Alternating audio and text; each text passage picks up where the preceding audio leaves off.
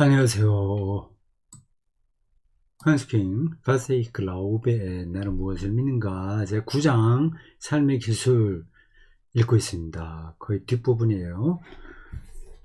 소제목 공정한 스포츠. 그 항목의 뒷부분입니다. 334쪽이에요. 그 당시 유럽에 프로 스포츠가 많이 있는데 독일에서도 그 프로 축구가 아주 유명하거든요. 축구만이 아니라 다른 종목에도 프로들이 많이 있습니다. 핸드볼도 그렇고요. 탁구는 물론이고 많습니다. 이제 프로 축구가 가장 유명하죠. 각각 나라마다 그 프로 축구를 부르는 이제 일부 리그죠. 이름이 있는 것 같아요. 영국은 프리미어 리그라고 하든가 있어요. 뭐 이제 이탈리아에서 부르는 게 있고, 독일에서도 일부 프로축구 부르는 이름이 있는데 다 잊어버렸어요. 들으면 아는데, 제가 지금 다 끌어낼 수 있을 정도로 아는 게 아닙니다. 축구를 지금 이야기하고 있는데, 거기서 어떤 스캔들이 일어났던 것 같아요. 뭐 돈 받고 승부 조작을 한다거나, 그건 심판이 그럴 수도 있고, 선수가 그럴 수도 있거든요. 그러면서 삶의 기술을 이야기하는데, 뭐 이렇게 공정한 스포츠 이 문제가 왜 이렇게 나왔나, 좀 궁금하게 생각을 했어요. 근데 334쪽 맨 아랫줄부터 나오는 내용을 보니까 이해가 됩니다. 그쪽에 있는 사람들에게는 이 프로축구가 거의 종교화된 거예요. 그래서 그 종교화된 프로축구가 공정하지 않은 상태로 작동된다면 삶이 망가지는 거 아니냐, 뭐 그런 얘기를 하네요. 그 대목이 재밌어서 앞 시간에 빨리 읽고 치워버리자 생각했다가, 아니다, 요 좀 꼼꼼하게 읽어야 되겠다 싶어서 미뤄뒀습니다. 축구는 종교의 중대한 경쟁자일 수 있고 대체 종교가 될 수 있다. 축구를 얘기합니다. 프로축구예요. 왜 이렇게 생각이 안 나죠? 독일 일부 프로축구를 부르는 이름이 있는데,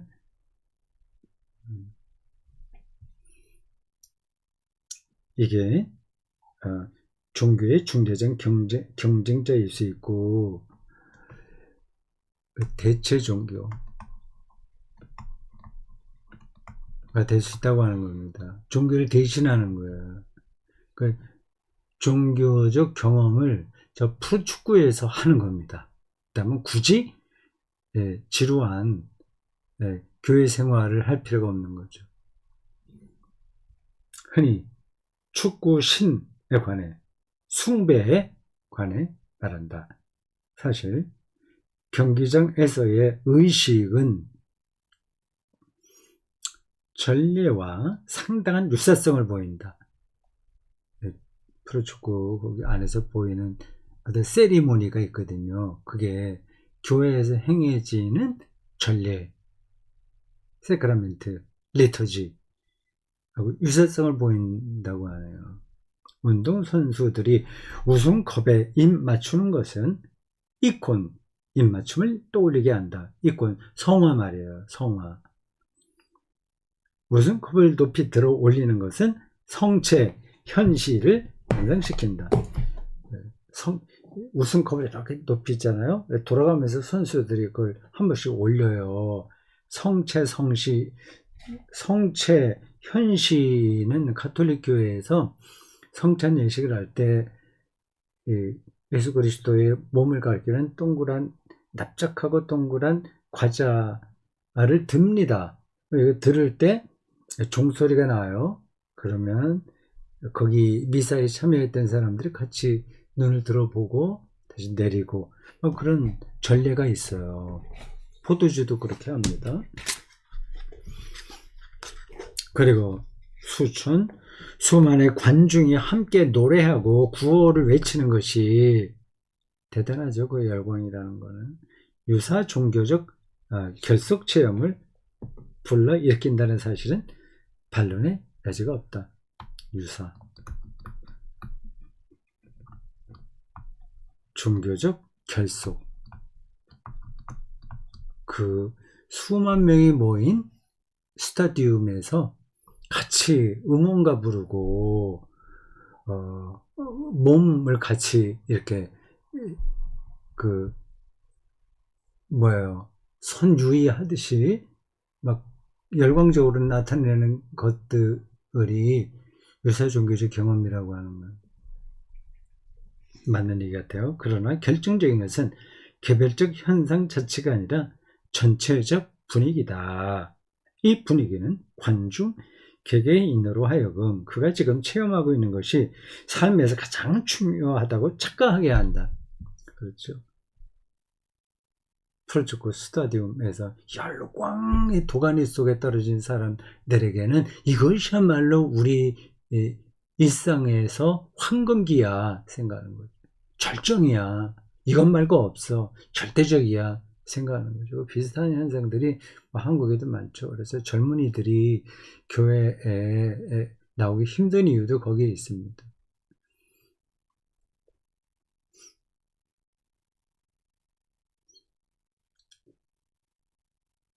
그러나 축구가 그저 머리와 마음에 공허함만 채워주고 그 외에 아무것도 없다면 이는 사람에게 위험한 일이 된다.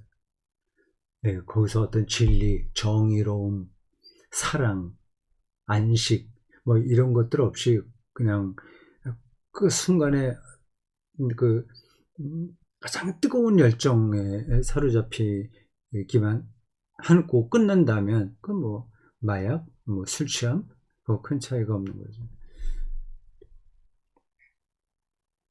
얘는 사람에게 위험한 일이 된다. 맥주와 소주는 약이 아니라 오히려 폭력 행사에 대한 허무주의적 욕구를 조장한다.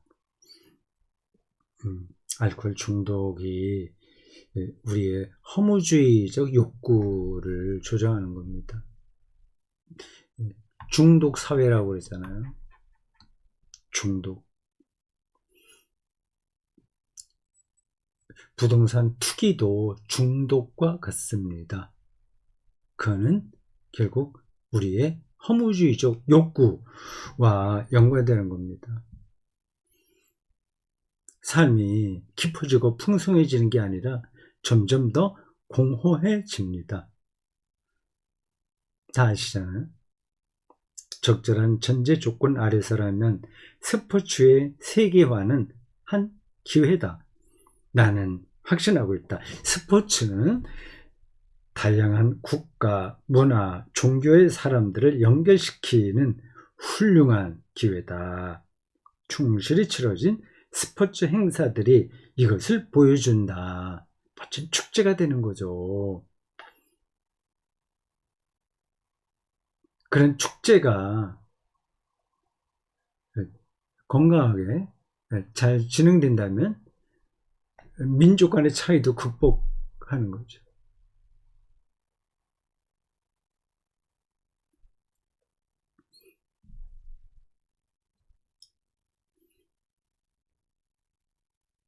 네, 다시요. 스포츠는 다양한 국가, 문화, 종교의 사람들을 연결시키는 훌륭한 기회다. 충실히 치러진 스포츠 행사들이 이것을 보여준다. 스포츠는 국가, 문화, 종교를 초월하는 의의를 지니고 있다. 여기에는 오늘날에도 상업화와 금지 약물 복용 등에도 불구하고 아직 완전히 소진되지 않은 올림픽 정신의 힘이 살아있다. 유색인종 가리지 않고 모두가 형제자매처럼 공정한 경쟁을 하는 거잖아요. 이것은 문화 간의 그리고 종교 간의 상호 소통의 중요한 상징적 힘이다. 스포츠를 모든 차이를 극복하는 상징적 힘으로 지금 한스킹이 그 프로축구의 스캔들이 일어났던 그 시대를 배경으로 정확하게 짚어주고 있습니다. 이게 모두 삶의 기술에 해당하는 거죠. 어떻게 살아야 되냐, 어떻게 스포츠가 인종, 문화 차이를 극복하는 계기로 승화할 수 있느냐는 문제니까요. 사람들은 각자의 국가, 문화, 종교적 특성과 관계없이 기본적 행동 규칙 제정 작업에 합의했다. 스포츠에서 말이죠. 그들은 스포츠를 이용하여 만남, 협력, 상호 소통을 훈련한다. 이것은 세계의 윤리를 위한 한 탁월한 사례다. 그리고 스포츠에서도 중요한 것은 단지 규칙만이 아니라 그 이상의 것, 특정의 정신이기에 정신, 하나가 되는 정신, 규칙을 억지로 지키는 게 아니라 그건 하나의 율법주의가 되는 거죠. 스포츠 정신, 모든 차이가 극복되는 그 정신, 이것 역시 문화, 종교, 정치적으로 매우 중요한 의의를 지니고 있다. 공정, 기획, 균등, 공정, 기획, 균등, 관용, 인간 존엄성, 파트너 관계의 정신이 모든 문화와 종교의 사람들에 의해 실천될 수 있다. 이로써 사람들은 자신들의 종교와 문화를 버리거나 없앨 까닭이 없을 뿐더러 오히려 그 이상과 가치를 위한 바탕을 자신의 문화와 종교 안에서 발견할 수 있다. 그래서 나는 축구와 스포츠 전반의 새로운 신뢰성을 변호하거니와 운동선수와 심판과 임원들은 물론 대중 역시 이를 위해 각자 자기 몫을 다해야 한다. 승리만을 목표로 하게 된다면 스포츠 정신은 파괴되겠죠.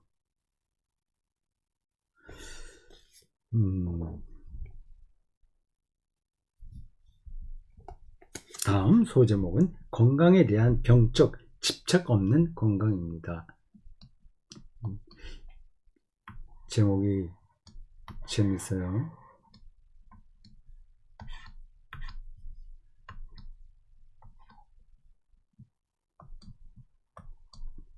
건강에 대한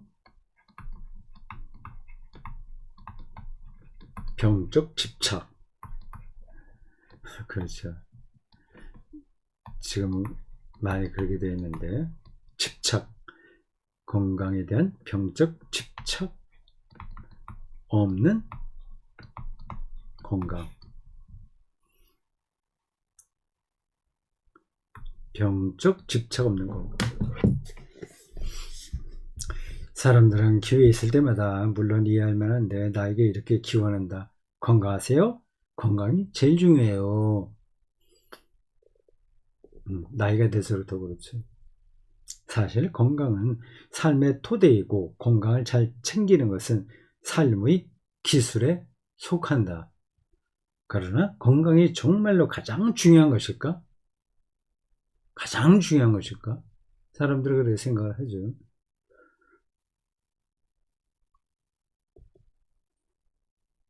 건강하니까 오히려 문제가 될 때도 많죠. 많은 사람이 술, 담배, 마약, 무절제, 게으름, 정신적 근심 때문에 스스로 병을 불러들인다. 두루 아는 사실이다. 이것들은 삶을 완전히 망치지는 않는다고 하더라도 필경 삶을 해치고 단축시킨다. 아무튼 여기서는 내가 건강에 유익한 음식과 수면, 체중 감량과 웰빙을 위한 방법을 제공하는 수고는 아껴도 될 것 같다. 뭐 다 알고 있으니까. 그런 것들은 어차피 대중매체에서 매일같이 선전하고 있다. 매일 신경 써서 알맞게 운동하고 건강에 유익한 섭생을 하고 포도주를 적당히 마시고 바울도 그렇게 권면했어요. 디모데에게. 전반적으로 절도 있는 생활을 해온 것이 나의 오랜 삶에 확실히 도움을 주었다. 그러나 동시에 나는 건강이 최고의 선은 아니라는 사실을 언제나 분명히 알고 있었다. 만일 삶에서 모든 것이 건강을 중심으로 맴돌게 되면 그런 삶은 이기적으로 된다. 세계보건기구가 신체적, 정신적, 사회적 안녕으로 정의한 건강은 모든 수단을 동원하여 강요할 수 있는 것이 아니다. 온갖 종류의 알약을 지속적으로 삼키는 것이 그런 안녕을 선사해 주지 않는데, 그리고 거듭 성형수술을 해도, 우리나라는 성형수술의 그 메카라고 할 수 있어요. 대한민국이. 젊은 여자들도 성형수술을 제법 많이 하잖아요. 가만히 있어도 빛나고 예쁜데 성형수술을 합니다. 성형수술을 해도 영원히 젊은 인상을 주지 못한다. 그래서 이리저리 괴로운 마음에 헬스클럽을 찾는 것보다는 교회를 찾는 것이 아마 더 도움이 될 것이다. 헬스클럽도 다니긴 해야죠.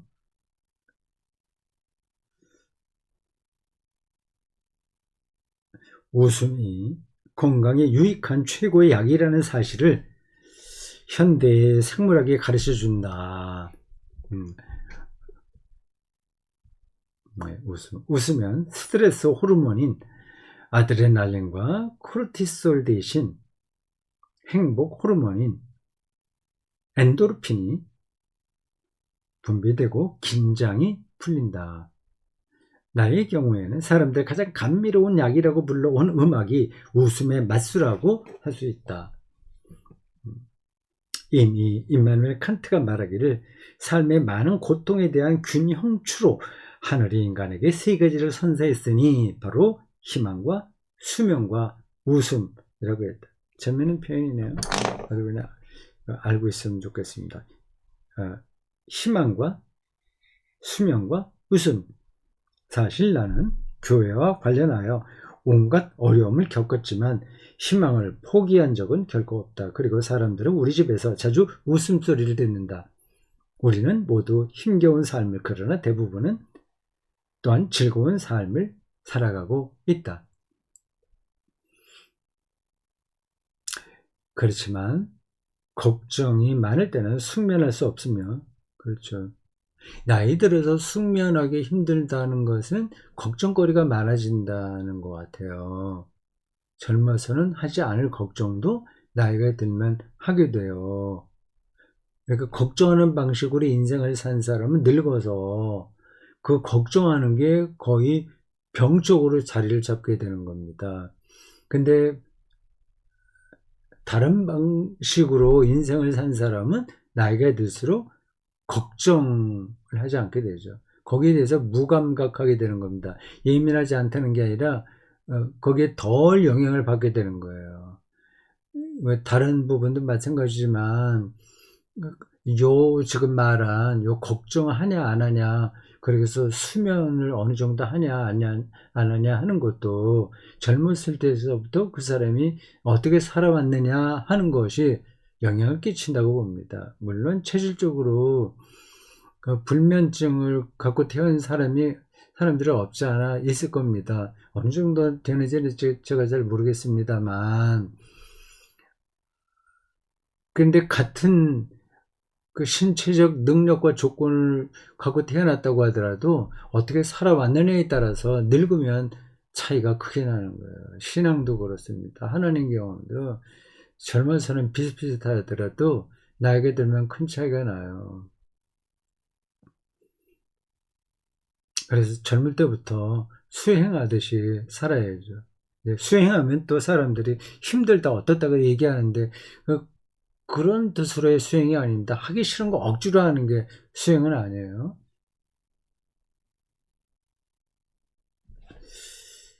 걱정이 많을 때는 숙면할 수 없으며 또한 내가 언제까지나 건강을 유지할 수 없다는 것도 잘 알고 있다. 끝없는 수명 연장에 대한 생물학자와 의사들의 많은 약속은 환상이다.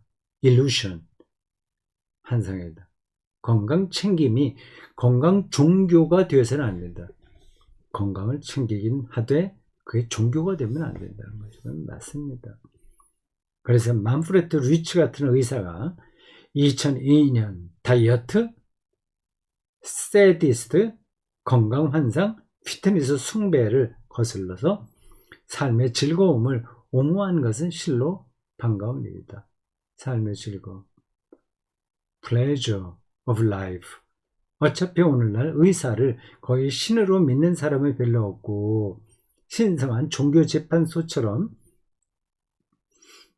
연방의사협회를 무서워하는 의사는 갈수록 줄어들고 있으며 병원에서도 환자를 상대로 거룩한 그리스어나 라틴어 의학 용어 사용은 가급적 삼가하고 있다.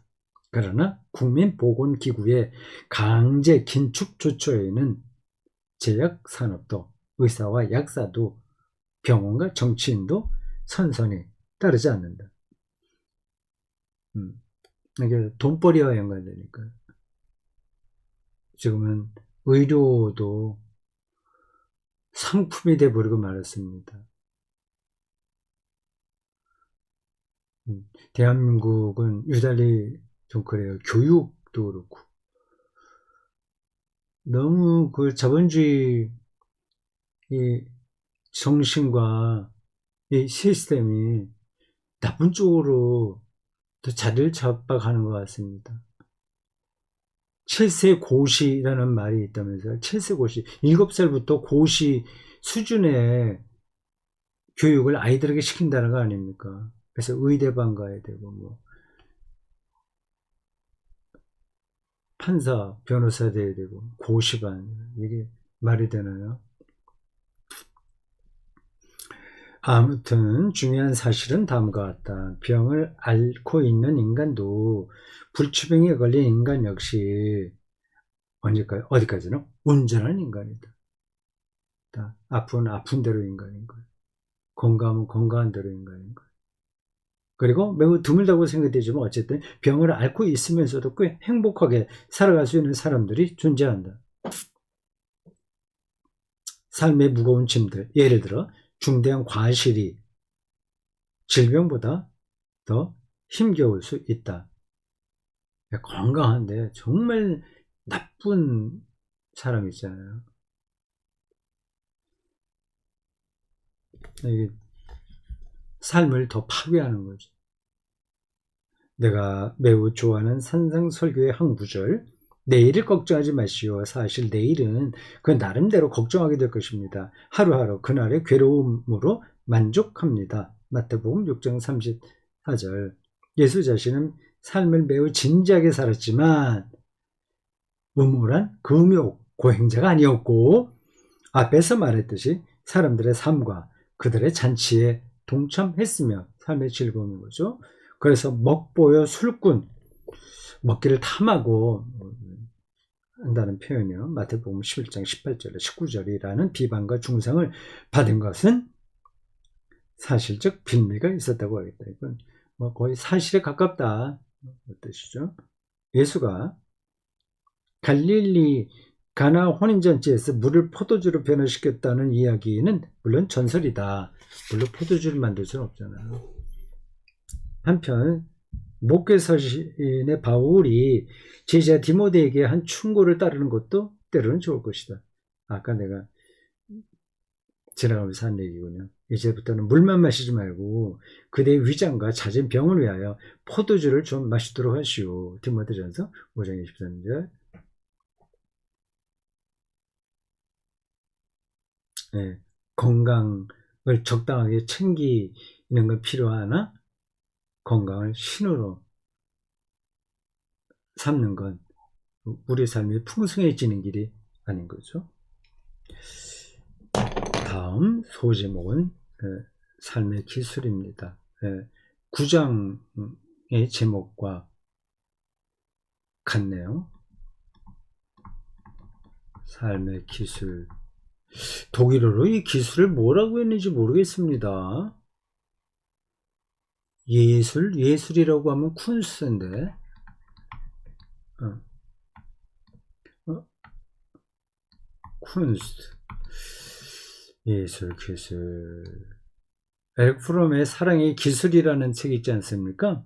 기술하면 테크닉으로 생각하잖아요. 근데 그 영어 제목은 아트 오브 러브입니다. 아트의 아트, 예술. 독일어는 쿤스트죠. 삶의 기술보다는 삶의 예술이 더 맞아 보이는데, 한스 킹이 여기서 어떤 단어를 쓰는지 번역문만 놓고는 확실하게 알 수가 없네요. 삶의 기술.